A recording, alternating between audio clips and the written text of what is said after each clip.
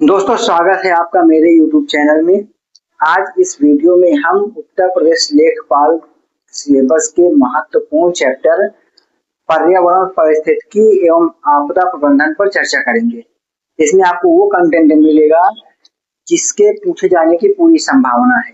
दोस्तों, पहला ही प्रश्न बन जाता है कि पर्यावरण है क्या। तो पर्यावरण दो शब्दों से मिलकर बना है, परिधन आवरण। परि मतलब होता है चारों ओर, आवरण मतलब घेरे हुए। अर्थात हमारे चारों ओर जो है, चाहे पत्थर हो, जीव हो, पेड़ हो, पौधे हों या नदी हो, सब पर्यावरण के अंतर्गत आता है। दोस्तों, हम कह सकते हैं कि पर्यावरण संपूर्ण परिवेश है जिसमें जैविक और अजैविक दोनों घटक शामिल हैं। अब अगला प्रश्न बनेगा कि पारिस्थितिकी क्या है। तो पारिस्थितिकी जीव विज्ञान की शाखा है जिसके अंतर्गत जीवों और पर्यावरण के आपसी संबंध तथा उनके अंतःक्रियाओं का अध्ययन किया जाता है। अर्थात हम मान सकते हैं कि पर्यावरण एक घर या स्थान है, तो पारिस्थितिकी उस घर या स्थान का अध्ययन है। पर्यावरण संरक्षण से तात्पर्य है कि वातावरण को जीवन के अनुकूल और उसके सतत उपयोग, जिसे हम विवेक पूर्वक कर सकते हैं, के अनुसार बनाए रखना है। पर्यावरण संरक्षण एक प्रक्रिया है जिसके तहत प्राकृतिक घटक जैसे जल, वायु और मिट्टी को प्रदूषण से बचाए रखना है तथा इसे जीवन के अनुकूल बनाए रखना है। यदि पर्यावरण बचा रहेगा तो हमारा पारिस्थितिकी तंत्र जो है वो अपने आप सुरक्षित रहेगा और इसी पर समस्त जीवों का जीवन निर्भर है। एक शब्द पर्यावरण संरक्षण के अतिरिक्त पर्यावरण सुरक्षा भी मिलता है। कभी कभी पर्यावरण संरक्षण और पर्यावरण सुरक्षा दोनों को एक मान लिया जाता है, लेकिन ऐसा नहीं है। ये दोनों अलग टॉपिक हैं लेकिन एक दूसरे के पूरक हैं। कह सकते हैं कि पर्यावरण संरक्षण और पर्यावरण सुरक्षा एक ही सिक्के के दो पहलू हैं। पर्यावरण संरक्षण व्यापक शब्द है, व्यापक इसका अर्थ व्यापक है। इसके तहत इसके अंतर्गत पूरे पर्यावरण को बचाकर रखना है। लेकिन जो पर्यावरण सुरक्षा है, इस शब्द का मतलब है कि जो क्रियाकलाप हैं उनके द्वारा पर्यावरण संरक्षण को बनाए रखना, जैसे कि वनों की कटाई को रोकना, पुनर्चक्रण और सतत विकास के माध्यम से पर्यावरण संरक्षण को बचाए रखना। इस प्रकार पर्यावरण सुरक्षा के बिना पर्यावरण संरक्षण करना संभव ही नहीं है। पर्यावरण संरक्षण और पर्यावरण सुरक्षा में मिलकर ही जीवों के अस्तित्व को दीर्घ काल तक बनाए रख सकती है। पर्यावरण संरक्षण के लिए भारत सरकार या भारत के प्रयास क्या हैं, इसके बारे में छोटी सी चर्चा कर लेते हैं। भारत में एक बहुत बड़ी त्रासदी हुई जिसे हम भोपाल गैस त्रासदी के नाम से जानते हैं। इसमें मिथाइल आइसोसाइनाइड का रिसाव हुआ और लगभग 3500 लोग एक रिपोर्ट के मुताबिक मारे गए। इसके बाद 1972 में विश्व के लगभग सभी देशों का स्टॉकहोम में एक सम्मेलन हुआ। इस सम्मेलन के बाद और इस भोपाल गैस त्रासदी के बाद भारत सरकार ने पर्यावरण संरक्षण अधिनियम 1986 पारित किया। सिर्फ इतना ही नहीं, 18 अक्टूबर 2010 को राष्ट्रीय हरित प्राधिकरण एनजीटी की स्थापना की गई। एनजीटी का फुल फॉर्म है नेशनल ग्रीन ट्रिब्यूनल। आपको बता दें, इसके गठन का जो उद्देश्य था वह यह था कि पर्यावरण से संबंधित जितने भी मुद्दे या विवाद हैं उनका जल्द निपटान सुनिश्चित हो सके। आज पर्यावरण से संबंधित सभी मामलों को एनजीटी देखता है। वन्य जीव और मनुष्य कहीं ना कहीं किसी न किसी प्रकार से एक दूसरे से जुड़े हुए हैं। इससे भारत सरकार ने वन्य जीवों की संरक्षण के लिए वन्य जीव संरक्षण अधिनियम 1972 पारित किया। इसका मूल उद्देश्य वन जीवों को सुरक्षा प्रदान करना और उनके शिकार को रोकना था। इसे 1972 में पारित किया गया था, लेकिन 2002 में इसमें संशोधन किया गया और उस संशोधन के द्वारा वन्य जीवों को नुकसान पहुंचाने या वन्य जीवों का शिकार करने की लिए जो अपराध हैं उनकी सजा और जुर्माने दोनों को बढ़ा दिया गया। अर्थात 2002 में जो संशोधन किया गया उसका लक्ष्य था सजा और जुर्माने को बढ़ाना। 1976 तक वन्य जीव और वन्य जीवों का संरक्षण भारतीय संविधान की राज्य सूची का विषय था, लेकिन 1976 के जो 42वां संविधान संशोधन था, इसे मिनी कॉन्स्टिट्यूशन या छोटा संविधान कहते हैं, के तहत इसे राज्य सूची से हटाकर समवर्ती सूची में रख दिया गया। अर्थात वन्य जीव और इनके संरक्षण से संबंधित जो नियम होंगे उन्हें भारत सरकार बना सकती है और राज्य सरकार बना सकती है, बशर्ते जब दोनों में विवाद होगा तो राज्य सरकार का जो नियम होगा उसे रद्द माना जाएगा और केंद्र सरकार का जो मतलब संसद का जो नियम होगा उसे माना जाएगा, वो लागू होगा।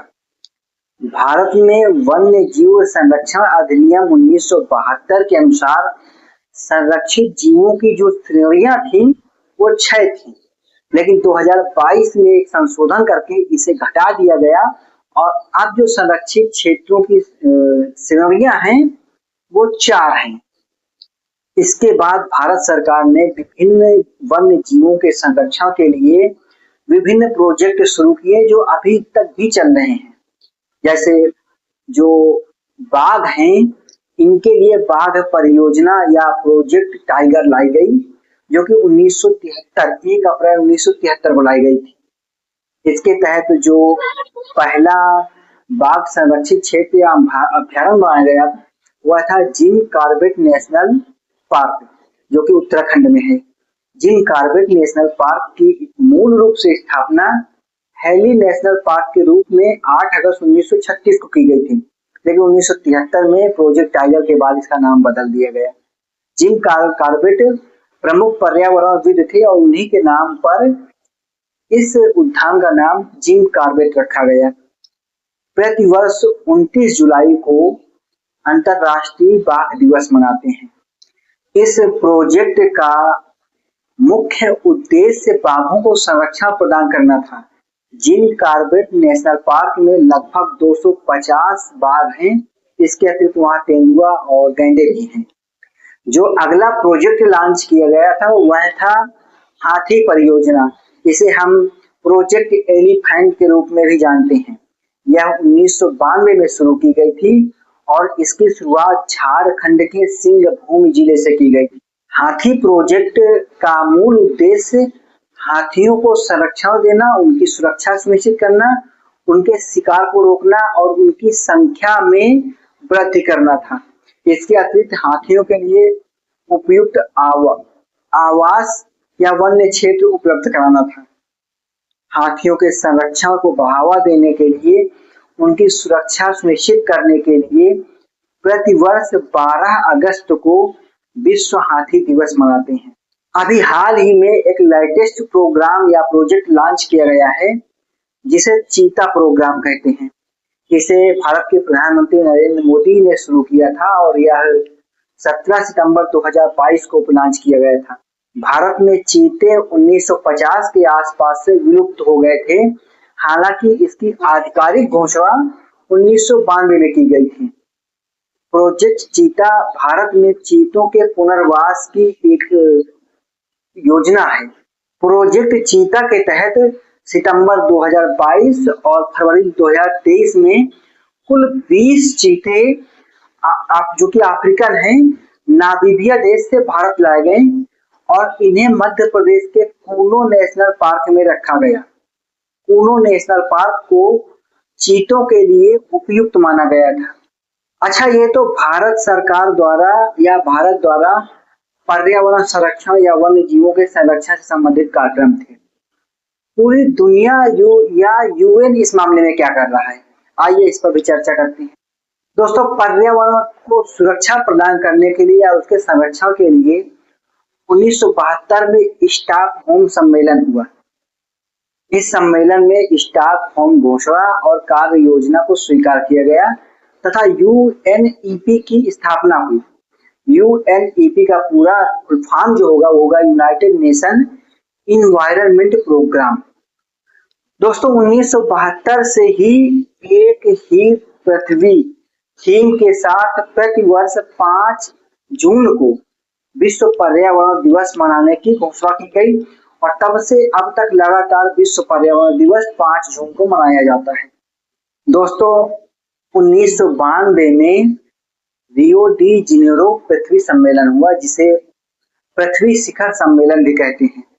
यह संयुक्त राष्ट्र संघ द्वारा आयोजित किया गया था और यह विकास और पर्यावरण दोनों पर आधारित एक ऐतिहासिक पहल थी। इसके बहुत परिणाम निकले और यह सुनिश्चित किया गया कि आर्थिक विकास के साथ साथ पर्यावरण की स्थिरता को भी बनाए रखना है।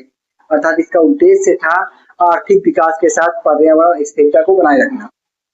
जलवायु परिवर्तन पर संयुक्त राष्ट्र संघ फ्रेमवर्क कन्वेंशन UNFCCC 1992 यह एक संधि है जिसे रियो डी जेनेरियो के पृथ्वी शिखर सम्मेलन के तहत सभी ने स्वीकार किया था और इसका जो उद्देश्य है वह ग्रीन हाउस गैस जो है उनके स्तर को स्थिर रखना है और जलवायु परिवर्तन से निपटना है।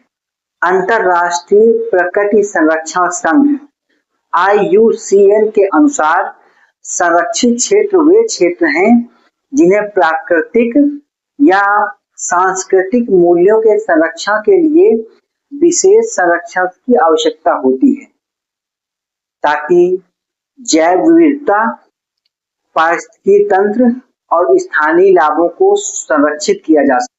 दोस्तों वन स्थिति रिपोर्ट प्रत्येक 2 वर्ष में प्रकाशित होती है और पहली वन स्थिति रिपोर्ट 1987 में प्रकाशित हुई थी। इस प्रकार भारतीय वन स्थिति रिपोर्ट 2023 जो है इस श्रृंखला की 18वीं रिपोर्ट है। भारतीय वन स्थिति रिपोर्ट में भारत के वन और वृक्ष आवरण का आकलन किया जाता है। इसे पर्यावरण, वन एवं जलवायु मंत्रालय द्वारा प्रकाशित कराया जाता है। भारतीय वन स्थिति रिपोर्ट 2023 के अनुसार भारतीय वन क्षेत्र अब 8,27,357 वर्ग किलोमीटर क्षेत्र में फैला हुआ है, जो कुल क्षेत्र का 25.17% है। 8,27,357 वर्ग किलोमीटर क्षेत्र में से 7,15,343 वर्ग किलोमीटर क्षेत्र वन क्षेत्र है। यह कुल वन क्षेत्र का जो 25.17% था उसमें से 21.76% है। दोस्तों जो पूरा वन क्षेत्र है अर्थात 8,27,357 वर्ग किलोमीटर, उसमें से 1,12,014 वर्ग किलोमीटर जो शेष बचता है यह वृक्ष आवरण क्षेत्र है और यह कुल वन क्षेत्र जो 25.17% था उसका मतलब उसमें से 3.41% है। वन क्षेत्र मतलब कुछ पेड़ यहाँ है कुछ वहां है, इस तरह। वन स्थिति रिपोर्ट 2023 के अनुसार पूरे देश में जो वन क्षेत्र है वह है 25.17%। तो क्या यह मानक के अनुरूप है? बिल्कुल नहीं। राष्ट्रीय वन नीति 1988 के तहत भारत के संपूर्ण क्षेत्रफल के 33.33% अर्थात 1/3 हिस्से पे वन क्षेत्र होना चाहिए, जबकि यह मात्र 25.17% है। यह लक्ष्य से कम है। वन स्थिति रिपोर्ट 2023 से एक तथ्य और निकलकर सामने आया जो देश का मैंग्रोव वन क्षेत्र है, जिसे मैंग्रोव वन क्षेत्र बोलते हैं। इसमें 7.43 वर्ग किलोमीटर की कमी आई है। अब यह क्षेत्र घटकर 4,991.68 वर्ग किलोमीटर हो गया है और यह पूरे वन भू क्षेत्र का 0.15% है।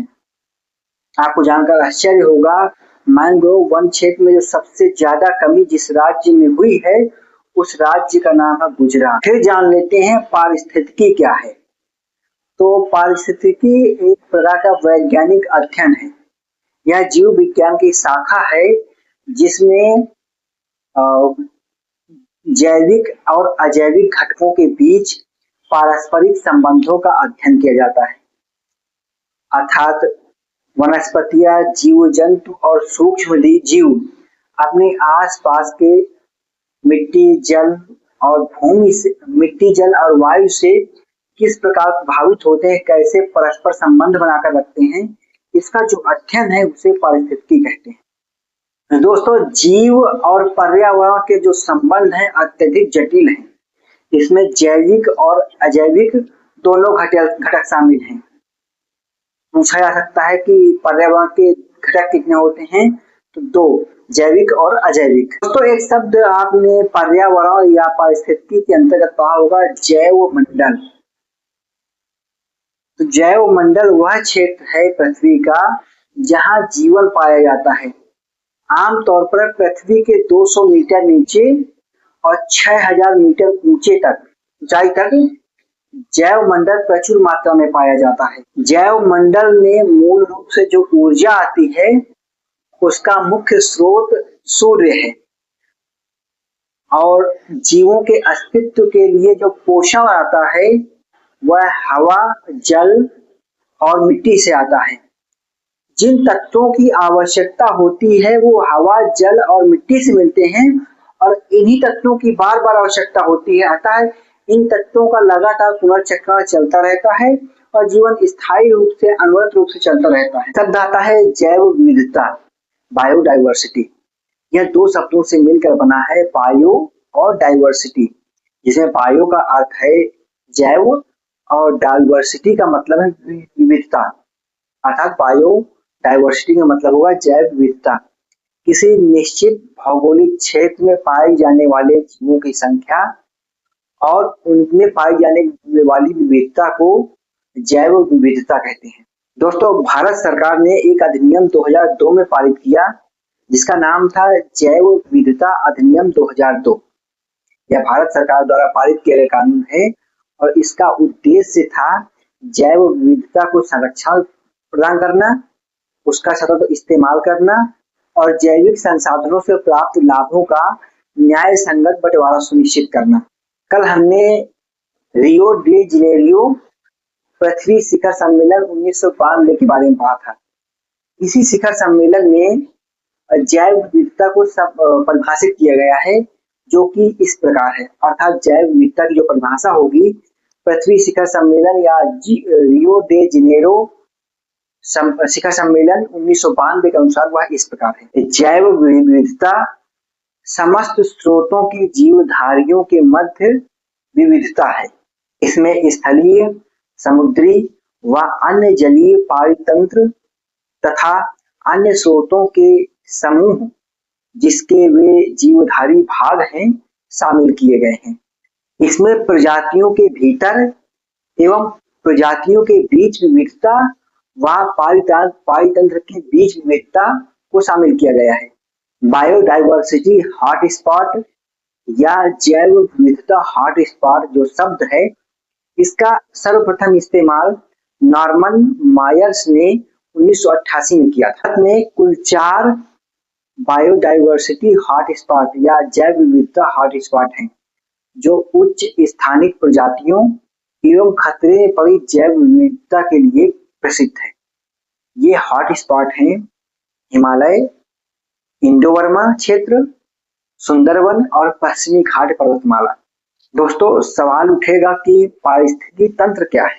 तो दोस्तों, पृथ्वी की पूरी सतह जुड़े हुए पारिस्थितिकी तंत्रों की एक श्रृंखला है। ऐसी श्रृंखला जहां पर जैविक और अजैविक घटक आपस में क्रिया करते हैं। क्या हम कह सकते हैं कि पारिस्थितिकी तंत्र से तात्पर्य ऐसे आदिवासी वातावरण से है जहां जैविक और अजैविक घटक आपस में परस्पर क्रिया करते रहते हैं। दोस्तों, जैविक समुदायों के बीच खाद्य ऊर्जा का जो प्रवाह है इसका मूल कारण है और जो पारिस्थितिक तंत्र की अवधारणा है वह गत्यात्मक है, अर्थात डायनामिक है, स्थैतिक नहीं है। जो पारिस्थितिक तंत्र होता है यह किसी न किसी बायोम से जुड़ा होता है। बायोम भूमि, समुद्र या वायुमंडल का बड़ा हिस्सा होता है। इन बायोम को वहां रहने वाले जानवर और पौधों के द्वारा परिभाषित किया जाता है। पहला रेगिस्तान, दूसरा जलीय, तीसरा टुंड्रा, चौथा घास के मैदान और पांचवा जंगल। दोस्तों, जो पारिस्थितिक तंत्र के कार्य हैं उनका अध्ययन 3 शीर्षक के तहत कर सकते हैं या उन्हें 3 शीर्षक के तहत समझ सकते हैं। पहला ऊर्जा प्रवाह, दूसरा पोषक तत्व और तीसरा जो है वो है पारिस्थितिक उत्तराधिकार या पारिस्थितिक विकास तंत्र। किसी पारिस्थितिक तंत्र में पोषण स्तर की अंतःक्रियाओं का जो अध्ययन है वह ऊर्जा प्रवाह की जानकारी देता है। दोस्तों, पारिस्थितिक तंत्र में पोषण के अतिरिक्त, ऊर्जा के अतिरिक्त अन्य पदार्थों की भी आवश्यकता होती है। ये पदार्थ एक चक्र के द्वारा या चक्रों के द्वारा सतत रूप से पारिस्थितिक तंत्र में उपलब्ध रहते हैं। और जो ये चक्र हैं ये विभिन्न प्रकार के होते हैं, जैसे कार्बन चक्र, नाइट्रोजन चक्र, जल चक्र, ऑक्सीजन चक्र, बहुत सारे चक्र हैं। आइए इनके बारे में चर्चा करते हैं। दोस्तों, कार्बन जीवों के प्रत्येक कार्बनिक घटक में होता है। वायुमंडल और महासागर कार्बन के विशाल भंडार हैं, प्रमुख स्रोत हैं। और जो कार्बन है ये कार्बन चक्र के द्वारा जल मंडल, स्थल मंडल, जैव मंडल और वायुमंडल में सुचारू रूप से आता जाता रहता है, अर्थात हमेशा उपलब्ध रहता है। अगला चक्र है नाइट्रोजन चक्र।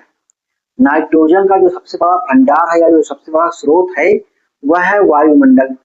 वायुमंडल में लगभग 78% नाइट्रोजन होती है और यह अमोनिया, यूरिया और न्यूक्लिक एसिड का प्रमुख भाग भी है।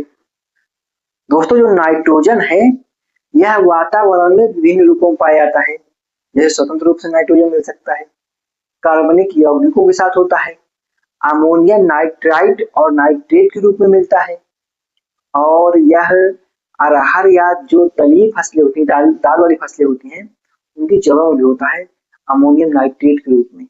दोस्तों, अगला चक्र है फास्फोरस चक्र। यह जैव भू रासायनिक चक्र मिट्टी, जल, मृत कार्बनिक पदार्थों में फास्फोरस के स्थानांतरण, बदलाव और उपलब्धता को बताता है। दोस्तों, जो फास्फोरस चक्र है यह बहुत धीमी प्रक्रिया है। इसका जो फास्फोरस है वह मिट्टी या तलछट में एकत्रित होता है। अगला चक्र है जल चक्र, वाटर साइकिल। जल चक्र एक चक्रीय संसाधन है। जल का उपयोग किया जा सकता है, पुनः प्रयोग किया जा सकता है और पुनः प्रयोग किया जा सकता है। यह महासागर से धरातल और धरातल से महासागर में जाता रहता है। कैसे? महासागरों से जल वाष्प के रूप में ऊपर बादलों में पहुंचता है, वहां से बारिश के रूप में धरातल में आता है और नालों नदियों से होते हुए समुद्र में पुनः मिल जाता है।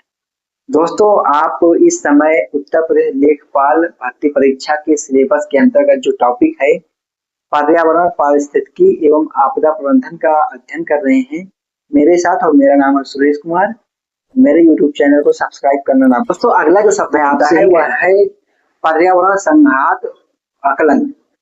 यह एक प्रकार का महत्वपूर्ण प्रबंधन उपकरण है जो सतत विकास के लिए प्राकृतिक संसाधनों के सर्वोत्तम प्रयोग को सुनिश्चित करता है। दोस्तों, भारत में पर्यावरण संघात आकलन की शुरुआत 1978-79 के समय में नदी घाटी परियोजनाओं के साथ शुरू हुई थी। बाद में इसे विद्युत खनन और अन्य उद्योगों में भी शामिल कर दिया गया और पर्यावरण संरक्षण अधिनियम 1986 के तहत ऐसी परियोजनाएं जिनमें निवेश की राशि 50 करोड़ या उससे अधिक है, ऐसे 29 प्रकार की परियोजनाएं हैं या 29 क्षेत्र हैं जिसके लिए IEA अर्थात पर्यावरण संघात आकलन की आवश्यकता पड़ती है। पर्यावरण संघात आकलन का मुख्य उद्देश्य सतत विकास या आर्थिक विकास और पर्यावरण के बीच संतुलन स्थापित करना है। पर्यावरण संघात आकलन के कुल 6 चरण होते हैं जो इस प्रकार हैं। पर्यावरण संघात आकलन का जो पहला चरण है वह है स्क्रीनिंग, और स्क्रीनिंग में यह तय किया जाता है कि क्या इस परियोजना के लिए पर्यावरण संबंधी मंजूरी की आवश्यकता है या नहीं। जो दूसरा चरण है वह है स्कोपिंग। स्कोपिंग में यह जानने का प्रयास किया जाता है कि किन संभावित प्रभावों के विस्तार से अध्ययन करने की आवश्यकता है। तीसरा चरण है प्रभाव विश्लेषण। इसमें इस बात का पता लगाने का प्रयास किया जाता है कि अमुक परियोजना से वायु, जल और मिट्टी के साथ साथ जैव विविधता पर क्या असर पड़ेगा, इसके क्या प्रभाव होंगे, इसका पूर्वानुमान लगाया जाता है। दोस्तों चौथा चरण है शमन। यदि कोई ऐसा प्रभाव जो कि पर्यावरण को नुकसान पहुंचाएगा तो उसको रोकने या कम करने के उपायों पर चर्चा की जाती है। और जो अगला चरण है यह सबसे महत्वपूर्ण है, यह है सार्वजनिक सुनवाई। इसमें जो स्थानीय लोग हैं जो इस परियोजना से प्रभावित होंगे उनके और विशेषज्ञों की राय ली जाती है। यह परियोजना का सबसे महत्वपूर्ण चरण। अगला है निर्णय लेना, ये लास्ट चरण है। और इस चरण में पर्यावरण मंत्रालय या संबंधित अधिकारी इस बात का निर्णय लेते हैं कि रिपोर्ट के आधार पर परियोजना को मंजूरी देनी है या कैंसिल कर देनी है। जानते हैं भारत में स्थिति क्या है पर्यावरण संघात आकलन की। मैंने थोड़ी देर पहले बताया कि भारत में पर्यावरण संघात आकलन की शुरुआत 1978-79 में नदी घाटी परियोजनाओं के साथ की गई थी। बाद में इसे विद्युत निर्माण, कोयला, ताप और अन्य परियोजना या अन्य उद्योग धंधों में भी शामिल किया गया। कुल 29 क्षेत्र और भारत में 29 क्षेत्र ऐसे चुने गए हैं और ऐसे परियोजनाएं जिनकी लागत या निवेश 50 करोड़ रुपए या उससे अधिक है, वहां पर पर्यावरण संघात आकलन आवश्यक है। अगर भारत की बात करें और विस्तार से तो पर्यावरण संरक्षण अधिनियम 1986 के तहत पर्यावरण संघात आकलन को कानूनी या वैधानिक दर्जा प्राप्त है। और जो भारत का पहला पर्यावरण संघात आकलन नोटिफिकेशन था वह 1994 में जारी किया गया था, जिसे 2006 में संशोधित किया गया था। दोस्तों अगला टॉपिक है या अगला जो शब्द है वह है प्रदूषण। प्रदूषण क्या है? पर्यावरण प्रदूषण प्राकृतिक पर्यावरण में मानवों द्वारा की गई किसी भी क्रिया या प्रक्रिया के स्वरूप बाह्य पदार्थों या अवांछित पदार्थों का शामिल हो जाना है, जिसकी वजह से प्राकृतिक पर्यावरण में अवांछित बदलाव आ जाए। दोस्तों पर्यावरण प्रदूषण के प्रभाव क्या होंगे, आइए इसके बारे में भी जानते हैं। देखो सीधी सी बात है, स्वस्थ जीवन के लिए स्वस्थ पर्यावरण की आवश्यकता पड़ती है, लेकिन चूंकि जो प्राकृतिक पर्यावरण या स्वस्थ पर्यावरण है उसमें बाह्य पदार्थ शामिल हो गए हैं, अब यह नकारात्मक प्रभाव डालेंगे जिसकी वजह से गंभीर समस्याएं उत्पन्न होगी, वो चाहे स्वास्थ्य संबंधी समस्याएं हों या आर्थिक समस्याएं। प्रदूषण पारिस्थितिकी तंत्र पर नकारात्मक प्रभाव डालते हैं।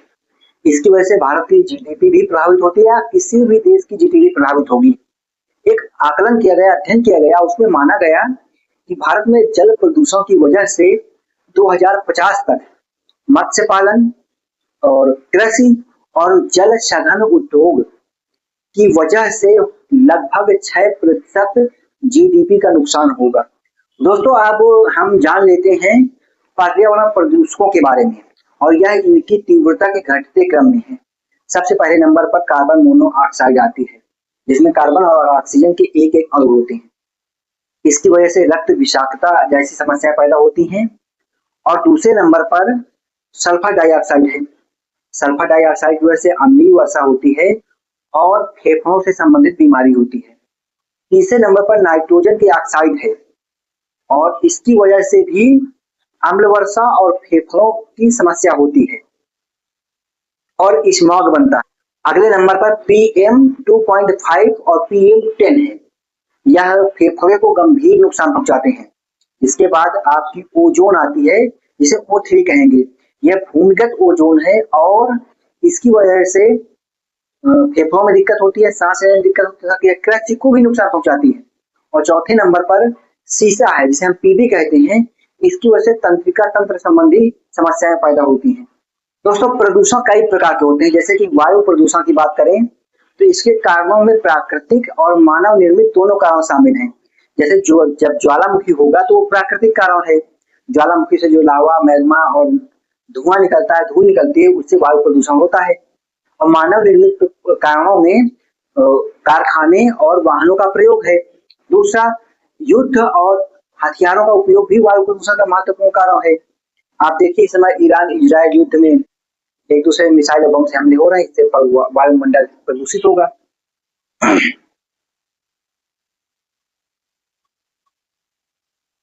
वायु प्रदूषण के कारकों में CFC, HFC, कार्बन मोनोऑक्साइड और कार्बन डाइऑक्साइड शामिल है। दोस्तों अगला जल प्रदूषण है।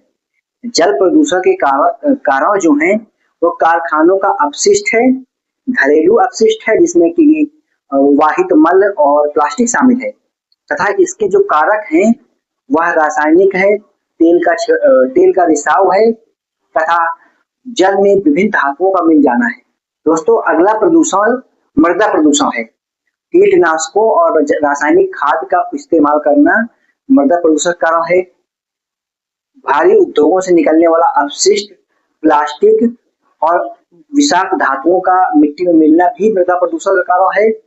और इसके कारकों में विषाक्त धातुएं, रासायनिक उर्वरक आदि आते हैं। दोस्तों अगला जो प्रदूषण है वह है ध्वनि प्रदूषण। उद्योग धंधों में जो मशीनों का इस्तेमाल होता है उससे ध्वनि प्रदूषण होता है। वाहनों के इस्तेमाल से ध्वनि प्रदूषण होता है। हवाई जहाज की जो बूम वाली आवाज निकलती है उससे वायु प्रदूषण होता है। यदि 80 डेसिबल से अधिक की आवाज है तो उसे प्रदूषण माना जाता है। दोस्तों जो प्रदूषक हैं इनको 4 तरह से बांट सकते हैं।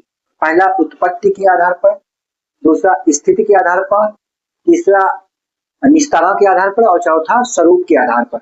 उत्पत्ति के आधार पर भी ये 2 प्रकार के होते हैं, पहला प्राकृतिक और दूसरा मानव निर्मित प्रदूषक। और स्वरूप के आधार पर भी ये 2 तरह के होते हैं, पहला प्राथमिक प्रदूषक और दूसरा द्वितीयक प्रदूषक। तीसरा जो है वह निस्तारण के आधार पर है। तो इसके भी 2 हिस्से हैं, पहला वो प्रदूषक जिनका निस्तारण सूक्ष्म जीवों द्वारा कर दिया जाता है और दूसरा वो प्रदूषक जिसका निस्तारण सूक्ष्म जीवों द्वारा नहीं किया जाता। चौथा जो है वह स्थिति के आधार पर है। इसके भी 2 प्रकार हैं, पहला ठोस प्रदूषक, दूसरा तरल और गैस प्रदूषक। दोस्तों पर्यावरण को जो नुकसान पहुंचता है उसे क्षरण बोलते हैं।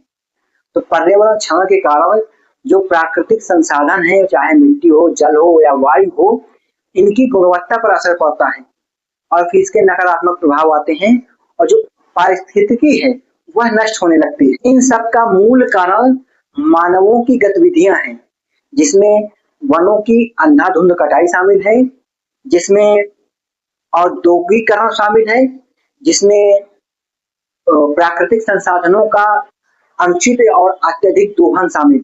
इसकी वजह से पर्यावरण पर प्रतिकूल प्रभाव पड़ता है, जैव विविधता को नुकसान होता है और यह फिर मानवों के लिए हानिकारक हो जाता है। इससे जलवायु परिवर्तन की समस्या बढ़ती है और मानवों के स्वास्थ्य पर गंभीर प्रभाव पड़ते हैं। दोस्तों प्रदूषण से निपटने के लिए भारत सरकार अपने स्तर पर विभिन्न प्रयास कर रही है। उन्हीं प्रयासों का परिणाम है राष्ट्रीय स्वच्छ वायु कार्यक्रम, नेशनल क्लीन एयर प्रोग्राम। इसे 2019 में लॉन्च किया गया था और इसका लक्ष्य था 2024 तक भारत के 102 शहरों में वायु प्रदूषण को 30% तक कम करना। हालांकि 2022 में इसे बढ़ाकर 2026 कर दिया गया। अगला प्रयास है जल रोकथाम एवं नियंत्रण प्रदूषण अधिनियम 1974। यह अधिनियम किसी को भी जल प्रदूषण करने से रोकने के लिए कानूनी ढांचा प्रदान करता है। अगला प्रयास है वन संरक्षण अधिनियम 1980। इस अधिनियम को वनों की कटाई रोकने के लिए और वनों की सुरक्षा सुनिश्चित करने के लिए लाया गया था। अगला है पर्यावरण संरक्षण अधिनियम 1986। पर्यावरण को क्षति पहुंचाने से रोकने के लिए, पर्यावरण की सुरक्षा सुनिश्चित करने के लिए इसे भारत सरकार द्वारा लाया गया था और 1991 में इसमें संशोधन किया गया था। यह सरकार को पर्यावरण प्राधिकरण बनाने की शक्ति देता है। अगला है प्लास्टिक कचरा प्रबंधन नियम 2016। यह प्लास्टिक से होने वाले कचरे को कम करने का प्रयास करता है और भारत सरकार को कानून बनाने की शक्ति देता है। हमारा पहला प्रश्न है पर्यावरण से क्या तात्पर्य है। इसके विकल्प है केवल सजीव घटक, केवल निर्जीव घटक, सजीव एवं निर्जीव घटकों का समग्र परिवेश और केवल प्राकृतिक संसाधन। तो इसका उत्तर हो जाएगा विकल्प सी, सजीव एवं निर्जीव घटकों का समग्र परिवेश। हालांकि जहां तक बात करें पर्यावरण की, तो पर्यावरण 2 शब्दों से मिलकर बना है, परिधन आवरण, जिसका अर्थ है हमारे चारों ओर का वातावरण।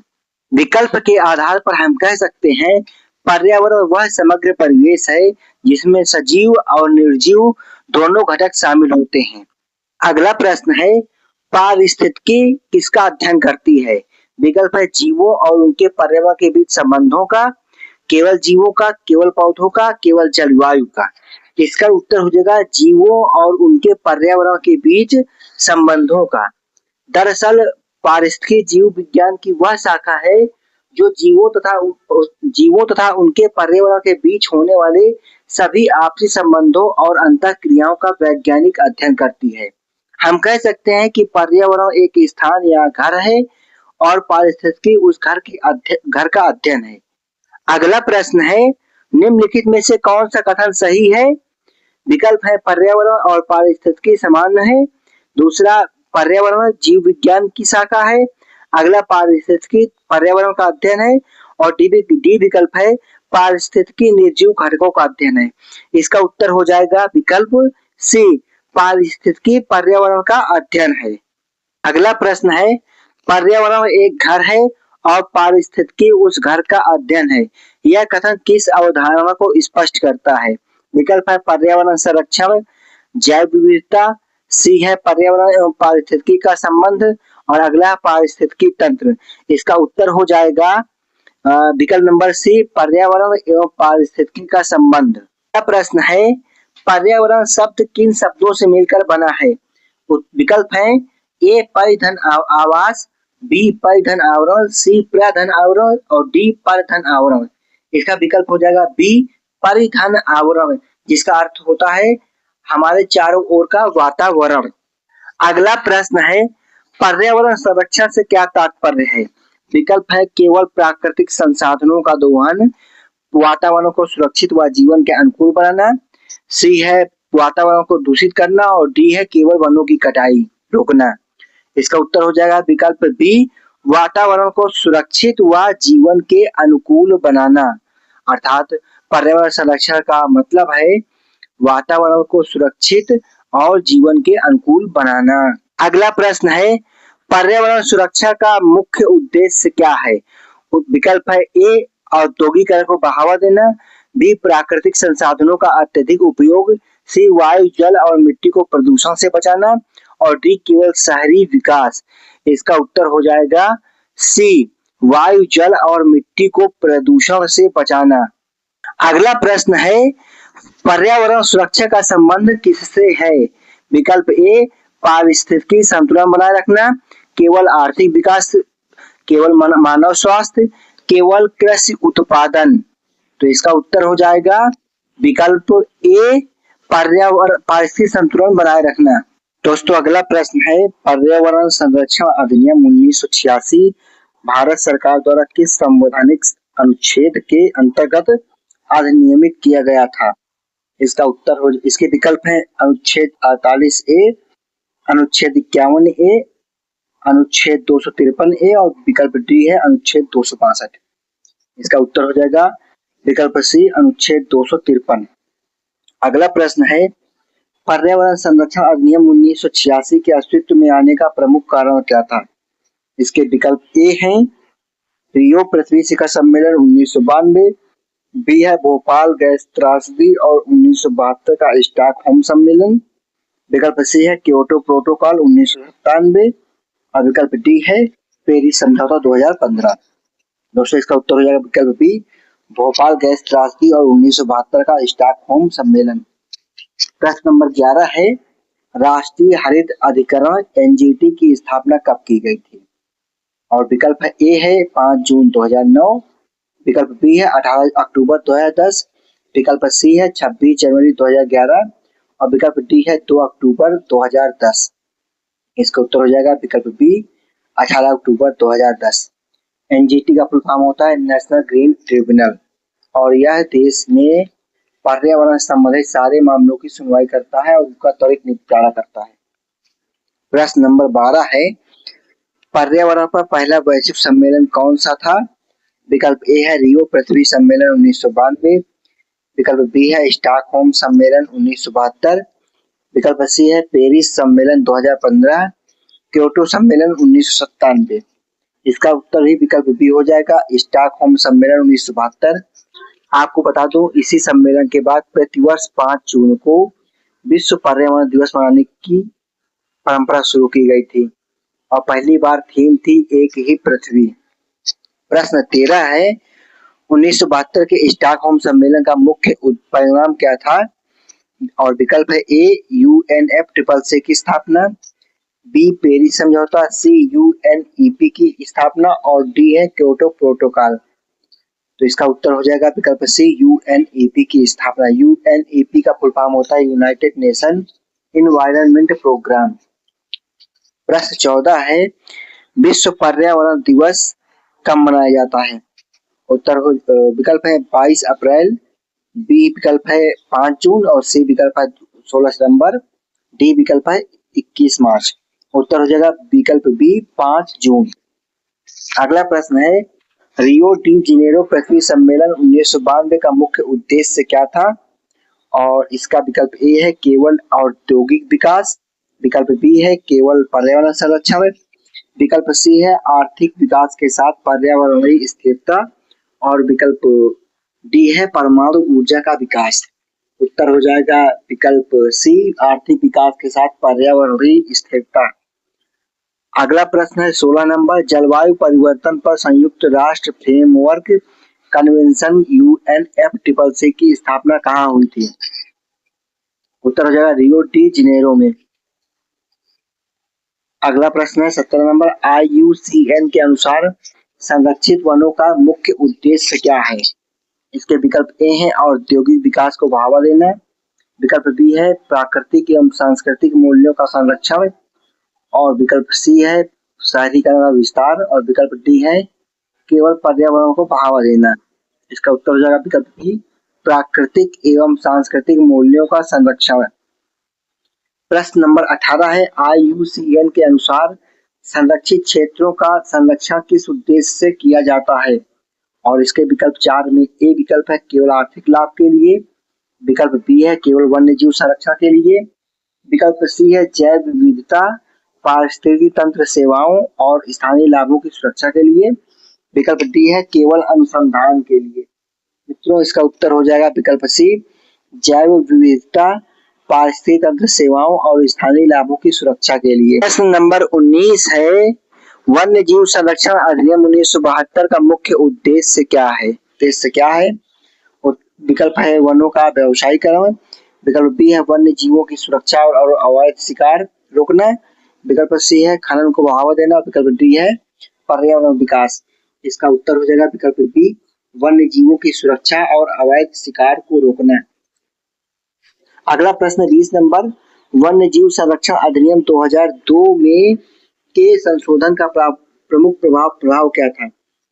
और विकल्प है अपराधों को वैध बनाया गया, विकल्प बी है दंड और जुर्माने को बढ़ाया गया, विकल्प सी है अधिनियम को समाप्त किया गया और विकल्प डी है संरक्षण क्षेत्रों को बढ़ाया गया है। इसका उत्तर हो जाएगा विकल्प बी दंड और जुर्माने को कठोर किया गया। अगला प्रश्न है 21 नंबर, वन एवं वन्य जीवों को राज्य सूची से समवर्ती सूची में किस संशोधन द्वारा शामिल किया गया? और इसके विकल्प हैं ए 40वां संविधान संशोधन, बी 41वां संशोधन, सी 42वां संशोधन और डी 44वां संशोधन।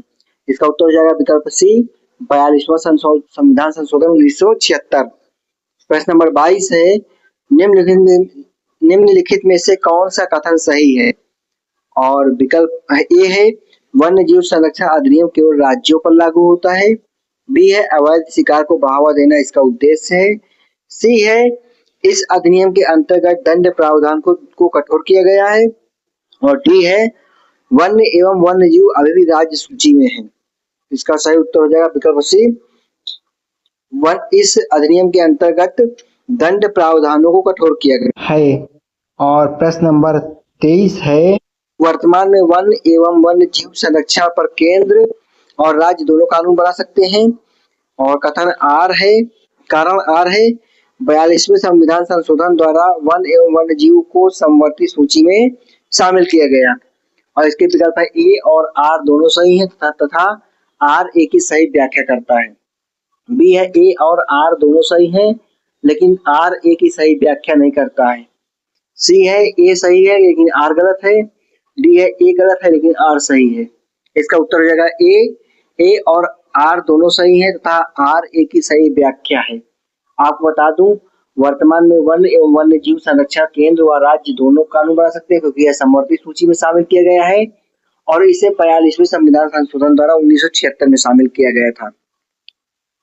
प्रश्न नंबर 24 है, भारत में वन्य जीवों के संरक्षण के लिए एक विशेष केंद्रीय कानून लागू है और कारण है यह कानून अवैध शिकार और वन्य जीव तस्करी को रोकने के लिए बनाया गया है।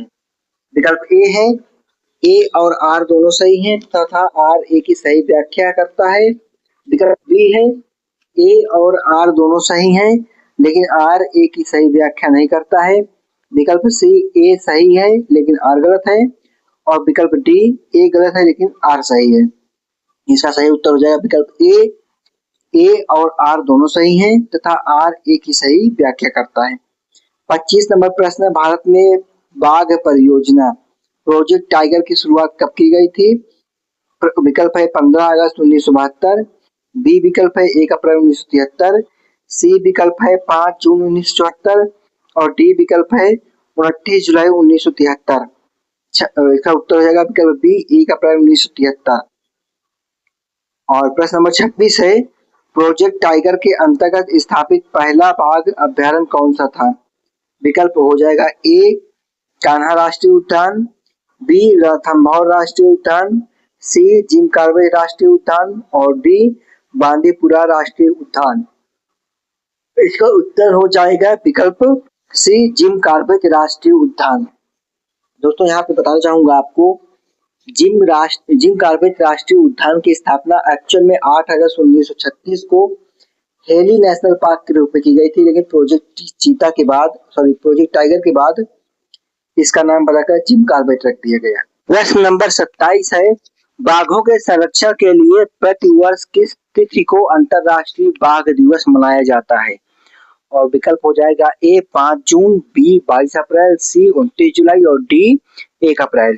तो इसका सही उत्तर हो जाएगा विकल्प सी 29 जुलाई। दोस्तों अगला प्रश्न है, भारत में हाथी परियोजना की शुरुआत किस वर्ष की गई थी? विकल्प है 1986, विकल्प बी है 1990 और विकल्प सी है 1992 जबकि विकल्प डी है 1995। इसका सही उत्तर हो जाएगा विकल्प सी 1992। अगला प्रश्न है इसी से रिलेटेड 29 नंबर, हाथी परियोजना की शुरुआत किस जिले से की गई थी? और इसके विकल्प है पलामू झारखंड, विकल्प बी सिंहभूमि झारखंड, विकल्प सी दुमका झारखंड और विकल्प डी गोड्डा झारखंड। उत्तर हो जाएगा विकल्प विकल्प बी सिंहभूमि झारखंड। अगला प्रश्न है, विश्व हाथी दिवस कब मनाया जाता है? और इसके विकल्प है 5 जून, बी विकल्प है 29 जुलाई, सी है 12 अगस्त और डी है 22 अप्रैल। तो इसका उत्तर हो जाएगा विकल्प सी 12 अगस्त। दोस्तों 5 जून को विश्व पर्यावरण दिवस, 29 जुलाई को बाघ दिवस और 12 अगस्त को विश्व हाथी दिवस मनाया जाता है। दोस्तों अपना वीडियो यहीं पर समाप्त करता हूँ। मेरे YouTube चैनल को सब्सक्राइब करना ना भूलें। मेरा यह वीडियो अपने दोस्तों के साथ शेयर करें ताकि उसका अपने लेखपाल भर्ती परीक्षा से संबंधित महत्वपूर्ण कंटेंट उन्हें भी मिल सके। नमस्कार।